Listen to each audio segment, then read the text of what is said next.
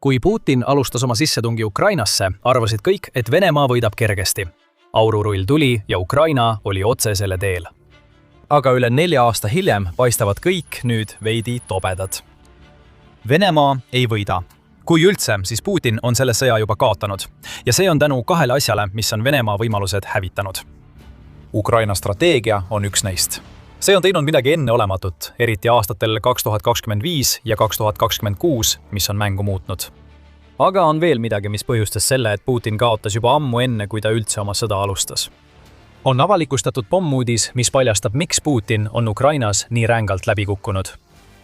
Aga enne kui me selle pommuudise juurde läheme, vaatame, milline on sõja hetkeseis ja kuidas Ukraina selle praeguse olukorra kujundas. Praegu on kogu initsiatiiv Putini sõjas Ukraina kasuks. Kiire pilk olukorrale koha peal näitab seda selgelt. Hoolimata sellest, et Venemaa alustas suurt kevadrünnakut, mis pidi Donbassi halvama ja panema Venemaa olukorda, kus ta võiks läbirääkimistel kõike nõuda, on just Ukraina see riik, kes maad juurde võidab.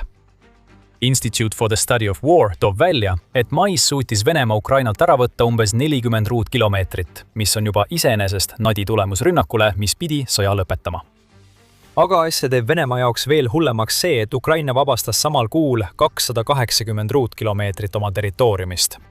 Midagi sarnast juhtus ka aprillis, kui Venemaa hõivas 28 ruutkilomeetrit, kuid kaotas 116 ruutkilomeetrit.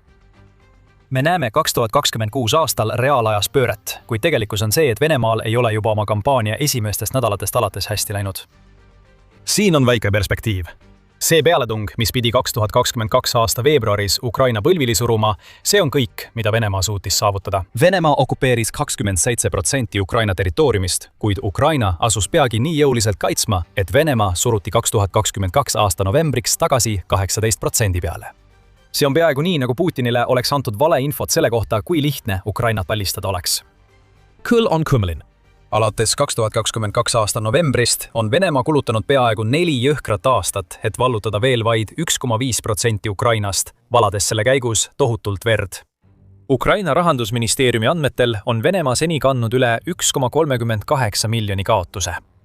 Putini janu Ukraina järele ja ohvrid, mille ta on Venemaale peale surunud, lisanduvad madalale sündimusele ja suuremale suremusele. Hinnanguliselt väheneb Venemaa rahvaarv geograafia raportite kohaselt igal aastal kuni 2050, aastani umbes 300 000 inimese võrra. Ja seda kõike selleks, et alates 2022 aasta novembrist saada territooriumi, mis on võrreldav Los Angelese maakonnaga. Midagi ei klapi. Kuidas on Venemaa nii rängalt läbi kukkunud, kui tal on endiselt selge ülekaal tööjõus ja piisavalt sõjatehnikat, et Ukraina ei peaks isegi suutma stardist väljuda? Vastus taandub 2 asjale. Ukraina geniaalne strateegia ja šokeeriv paljastus, mis näitab, et Putinil pole aimugi, mis tegelikult toimub, ega ole seda teadnud sõja algusest peale. Alustame strateegiast. Alates 2025 aastast on Ukraina muutnud oma võitlusviisi Venemaa vastu. Sõja esimestel aastatel püüdis Ukraina Venemaaga maavägedes võrdväärselt võidelda ja neid ületada. Kui Ukraina soovis territooriumi vabastada, tegi ta seda maapealsete pealetungidega, nagu nägime 2023 aasta suvel, kui Ukraina alustas suurt vastu pealetungi, mis lõpuks ei saavutanud oma eesmärke. See lähenemine mängis otse Vladimir Putini kätte, kuigi Venemaal endal ei õnnestunud samuti suuri edusamme saavutada. Ta soovis, et Ukraina hävitaks omaenda sõjaväe, paisates selle vastu palju suuremat Vene armeed. Jah, palju venelasi sureks, kuid samuti hukuks palju ukrainlasi, mis viiks selleni, et Venemaa tuleks kurnamissõjas lõpuks võitjana välja. Nii muutis Ukraina oma lähenemist. Alates 2025 aastast muutus riigi fookus maismaa pealetungidelt asümmeetrilisele strateegiale, millel oli 2 eesmärki. Halvata Venemaa majandus ja Ukraina jõudes 2026. aastasse kasutada uue põlvkonna droone, et purustada Vene tagala okupeeritud aladel. Majanduslikus plaanis on kaugrünnakud, mis tungivad Venemaale sügavamale, kui Putin eales oleks osanud oodata, mänginud suurt rolli Venemaa majanduse ruineerimisel. Need kineetilised sanktsioonid, mis käivad käsikäes 26 655 traditsioonilise sanktsiooniga, mille Ukraina ja tema liitlased on Venemaa vastu kehtestanud, teevad tohutut majanduslikku kahju. Ja 2025 aasta, mil Ukraina pühendus täielikult sellele strateegiale. The Economist Hill numbrid. See ütleb, et Ukraina korraldas 2022 aasta ja 2024 aasta lõpu vahel vähemalt 335 lööki, mis olid vähemalt 100 kilomeetri kaugusel tema piiridest. 2025 aastal tõusis see number 658-ni peaaegu kahekordistades 1 aastaga selle, mida Ukraina oli saavutanud eelneva 3 aasta jooksul. Ja 2026 aastal, eeldades, et Ukraina jätkab praeguses tempos, on ta sooritanud üle 800 süvalöögi Venemaa vastu, millest paljud on suunatud nafta- ja gaasirajatiste pihta, millele Venemaa toetub, et hoida raha voolamas Putini sõjamasinasse. Ja see ongi võti. Katkesta energialane eluliin ja kogu Venemaa majandus hakkab selle tagajärjel raskustes olema. Selle Ukraina asümmeetrilise strateegia aspekti mõju, eriti aastal 2026, on olnud märkimisväärne. 12 mail teatas ajaleht Moscow Times, et Venemaa oli sunnitud vähendama oma sisemajanduse koguprodukti ehk SKP kasvu prognoosi 1,3%-lt 0,4%-le, kuna Ukraina rünnakud raputasid riigi energeetikasektorit. Venemaa majandus kahanes samuti. 2023 aasta esimeses kvartalis 0,3%, mis on järsk muutus võrreldes kasvuga, mille sõjamajanduseks ümberkujundamine sõja algusaastatel Venemaale tõi. Ukraina võib võtta au paljude Venemaa majanduslike probleemide eest ja mõned juba ennustavad, et Venemaa on jõudnud lõppmängu oma majanduse taastumise võimaluste osas. Kieli instituut on nende seas. 11 juuni artiklis öeldi, et Venemaa sõjamajandus on jõudnud oma piirini, kuna Venemaa likviidse riikliku heaolufondi varad on langenud aprilliks vaid 1,8%-ni SKP-st, võrreldes 6,5%-ga sissetungi alguses. Nafta- ja gaasitulud kukkusid samuti 2026 aasta esimeses kvartalis järsult, langedes aastaga 45%. See on Ukraina teene. Venemaal on raske naftat ja gaasi müüa, kui nende rafineerimistehased ja terminalid põlevad. Need 2026 aasta majandusprobleemid on alles algus. Reaalsus, millega Putin nüüd silmitsi seisab, on see, et Venemaa majandus pole olnud tugev ühelgi hetkel Ukraina sõja ajal, isegi siis, kui Venemaa väitis, et majandus kasvab. Kremli väitel kasvas Venemaa SKT umbes 13% aastatel 2020 kuni 2024, enne kui Ukraina süvalöökide strateegia tõeliselt mõjuma hakkas. Aga see võis olla vale ja Putini siseringis liigub selliseid valesid palju. Rootsi välisministri Maria Malmer Stenergaardi sõnul viitab Venemaa öise valgusindeksi analüüs sellele, et riigi SKT tegelikult kahanes sellel perioodil 8% võrra. See on huvitav mõõtmismeetod, kuid seda on varemgi kasutatud. S&P Global selgitab, et öine valgusindeks on oluline majandusnäitaja mitmel põhjusel. Võib-olla kõige olulisem Venemaa jaoks on see, et need näitavad, kui aktiivsed on tegelikult parneahela ja tööstuse sõlmpunktid. Kui tuled ei põle, siis keegi ei teeni raha.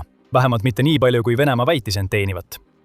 Selles kontekstis näeme, et Ukraina strateegia kaubmaa rünnakute aspekt ei loo Venemaale tingimata uut probleemi. See tugineb probleemil, mis on eksisteerinud alates sissetungi algusest ja see läheb ainult hullemaks, mida rohkem naftat põleb. Oleme näinud sarnaseid valesid ka Venemaa inflatsiooninäitajate osas. 2024 aastal väitis Venemaa, et inflatsioon oli 10%. See on liiga kõrge ja see viis Venemaa keskpanga intressimäärade tõstmiseni 21%-ni, mis on tappev kõigile, kes vajavad laenu, olgu see siis eraisik või ettevõte. Kuid 2026 aasta keskpaigaks näis Venemaa olukorda kontrolli alla saavat. Kremli väitel oli inflatsioon langenud 5,2%-ni. Rootsi sõjaväeluure väidab aga vastupidist, kinnitades, et Venemaa inflatsioon on pigem 15% lähedal, mis muudab Venemaa niigi nõrgenenud sõjaliste kulutuste võimekuse veelgi nõrgemaks. Ja isegi Hormuzi väina sulgemine, mis toimus operatsiooni eepiline raev tulemusena, pole Venemaad siin eriti aidanud. Naftahinnad võivad küll olla tõusnud, kuid Ukraina süvalöögikampaania on laienenud nii kaugele, et suudab tabada terminale, mida Venemaa kasutab oma nafta eksportimiseks, tihti korduvalt, et need täielikult sulgeda.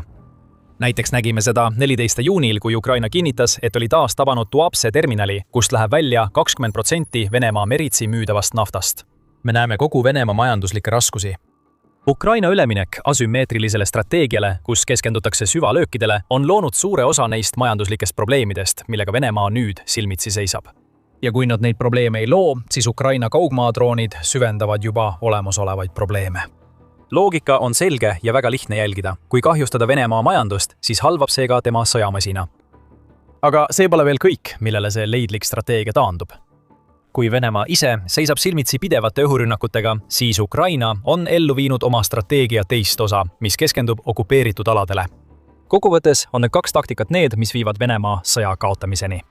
Ja pea meeles, et on veel see pommuudis, mis pani Putini juba algusest peale kaitsepositsioonile.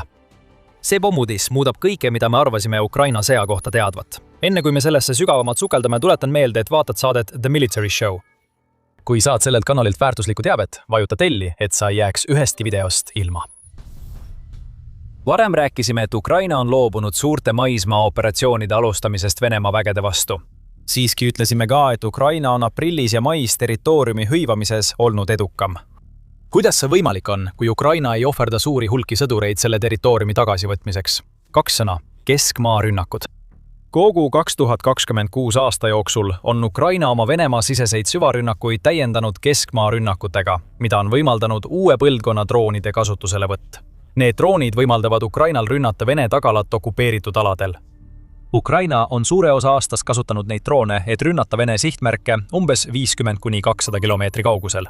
Ainuüksi mais viis Ukraina läbi peaaegu 2000 sellist rünnakut, nagu ütles president Volodõmõr Zelenski. See kampaania halvab juhtimispunkte, õhutõrjet ja vägede koondumisi rindejoone taga. Ja logistilise blokaadi programmi raames, mille Ukraina kuulutas ametlikult välja mai lõpus ning mis tugineb sellele keskmaa rünnakute kampaaniale, on Ukraina hävitanud rekordarvu Vene varustussõidukeid ja kütuseautosid, mis kõik liiguvad okupeeritud aladel, et pakkuda rindel olevatele sõduritele logistilist tuge.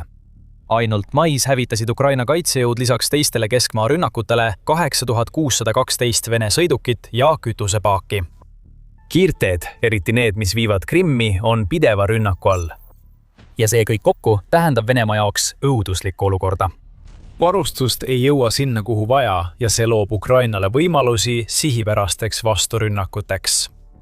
Selle asemel, et korraldada suuri maismaarünnakuid, mis iseloomustasid sõja algusaastaid, nõrgestab Ukraina nüüd Venemaad tagalas, enne kui alustab kiireid maismaaoperatsioone, millega hävitatakse üha isoleeritumad Vene sõdurite grupid, kes püüavad hoida enda poolt vallutatud territooriumi. Kui sellele lisada Ukraina surmavad kaitsevõimed, siis näeme selliseid asju nagu 2 järjestikust kuud, mil Ukraina on Venemaa eest territooriumi juurde võitnud. Ulatus on Ukraina Venemaa vastases strateegias määrav. Ja see on ainus asi, mida Putin ei oodanud, et Ukrainal võiks olla. Ukraina kaugrünnakud tungivad. 2026 aastal 2,5 korda sügavamale kui 2022 aastal.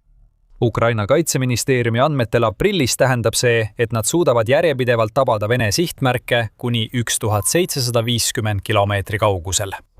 See on tohutu ja just sellepärast kaotab Venemaa nii palju territooriumi ning saab rindel nii tugevalt häbistatud. Lisaks pole need rünnakud kõik, mida Ukraina teeb.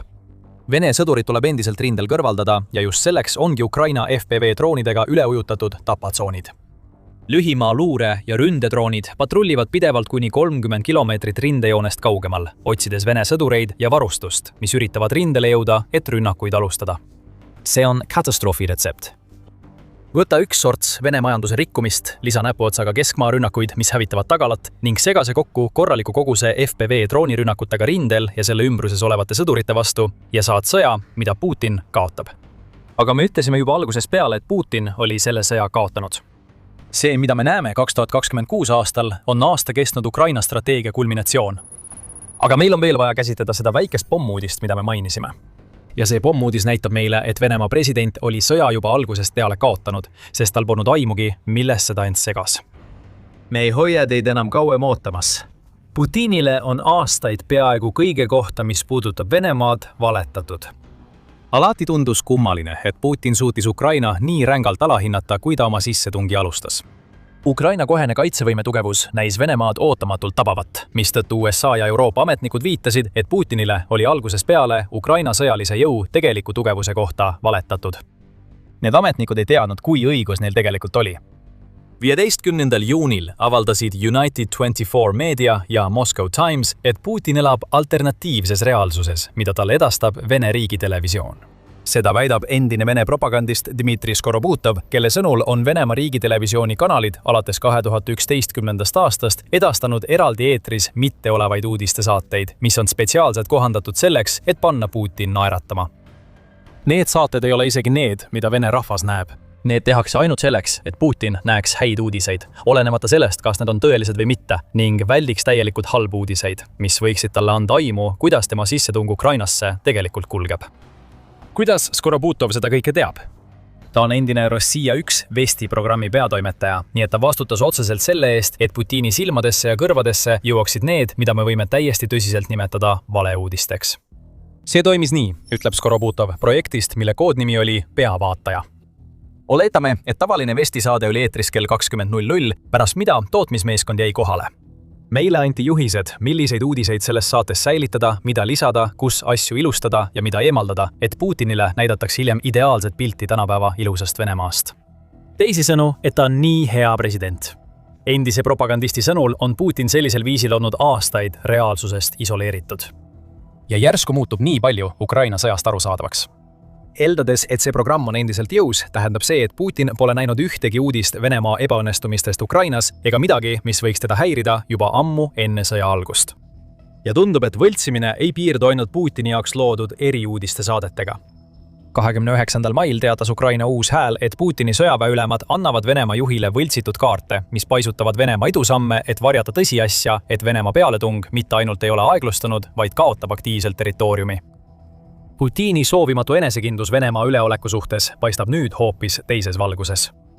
Need nõudmised Donbassi langemise kohta septembriks ei pruugi tulla ülbusest, vaid hoopis sellest, et tal pole aimugi, kui halvasti Venemaa selles piirkonnas praegu läheb. Kui Putin kuulutas 2025 aasta lõpus, et Venemaa on vallutanud Pokrovski ja Vovtšanski, kuigi kumbki linn polnud langenud, võisid komandörid talle öelda, et Venemaa sõdurid on edu saavutanud. Kuramus 13. juunil väitis Putin, et Vene sõdurid ei saa oma pead tõsta Ukraina droonide tõttu. Justkui oleks see mingi ilmutus, mitte juba aastaid kestnud tegelikkus. Kas see on info, mis on suutnud läbi lipsata Putini ümber hoolikalt kootud valede võrgust, nii et alles nüüd saab aru, et droonid võivad Ukrainas probleemiks olla? Me ei saa seda kindlalt teada, aga nüüd teame, et Venemaa president on aastaid tegutsenud vale ettekujutusega tegelikkusest nii Ukrainas, Venemaal kui ka põhimõtteliselt kõikjal mujal.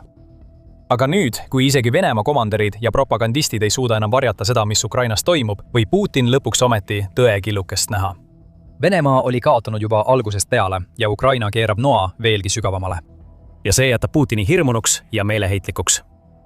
Putin võib lõpuks mõista, et Venemaa kaotab Ukraina sõda mitmel rindel. Ärge saage meist valesti aru, see ei tähenda, et ta poleks enam ohtlik mees. Kui üldse, siis see taipamine võib muuta teda veelgi ettearvamatumaks, kuna ta võib püüda laiendada enda alustatud sõda Ukraina piiridest kaugemale, Euroopa, NATO territooriumile. Kogu see alandus võib olla Putini jaoks liiga raske taluda, mis tähendab, et ta lükkab rahu tagasi ja üritab lõpuni võidelda, selle asemel, et tunnistada, et ta kaotas Ukraina nutikuse, enda saamatuse ja üle 10 aasta talle truualamlike poolt sisendatud valede tõttu. Siiski tuleneb see oht meeleheitest ja see tähendab, et see ei saa kesta. Kui Venemaa probleemid süvenevad, avaneb Ukraina Euroopa liitlastel võimalus nuga veelgi keerata, kehtestades rohkem sanktsioone ja pakkudes suuremat toetust, mis toob kaasa veelgi suurema valu Venemaa majandusele ja veelgi paremad tulemused Ukrainale lahinguväljal. Kasvavad Vene kaotused koos leige vabatahtlike värbamisega suruvad Putinile juba praegu mobilisatsiooni poole, mis oleks äärmiselt ebapopulaarne samm ja võiks olla just see katalüsaator, mis paneb tema rahva lõpuks temast selja pöörama. Kui Putin püüab seda vältida, peab ta kas vähendama Venemaa sõjalist aktiivsust, mis tähendaks tema juba niigi komistava sissetungi lõppu, või panema veelgi suuremad nõudmised majandusele, mille ta on juba tualetist alla lasknud, tekitades oma rahvale veelgi rohkem raskusi ja valu. Putinil saavad valikud otsa, kuid teda ajendav kinnisidee tähendab, et tal pole enam mingit väljapääsu. Putin vajab Ukrainat nüüd rohkem kui kunagi varem. Ta lubas, et Venemaa võtab Ukraina päevadega enda kontrolli alla. Tal polnud õigus. Juba üle 4 aasta on Venemaad kogu maailma silme all alandatud ja maha surutud. Ja nüüd on Ukrainal täiuslik strateegia, et Venemaad lõplikult alistada. Aururul on ümber pööratud. Nüüd on Putin ja Venemaa need, kes on Aururulli teel ja ootavad purustamist. Ja kui mitte sõlmida rahulepet, mis ei anna Venemaale midagi sellest, mida Putin lubas, siis Venemaa presidendil pole mingit võimalust pääseda sõjast, mille ta kaotas juba siis, kui ta oma sissetungi alustas, ise sellest arugi saamata. Mis puudutab Ukrainat, siis tema jätkab oma strateegia jõulisemat elluviimist, muutes Venemaa meeleheitlikumaks kui kunagi varem. Me mainisime logistikablokaadi programmi. Me nägime, mida see programm tegelikult tähendas, kui Ukraina seadis üles oma Armjanski silla lõksu ja hävitas mõne minutiga 50 Vene sõidukit. Saate teada, mida keskmaa rünnakukampaania tegelikult tähendab, vaadates meie videot. Ja kui teile see video meeldis, siis ärge unustage tellida, et näeksite, mis järgmisena tuleb saatest The Military Show. Ja aitäh vaatamast!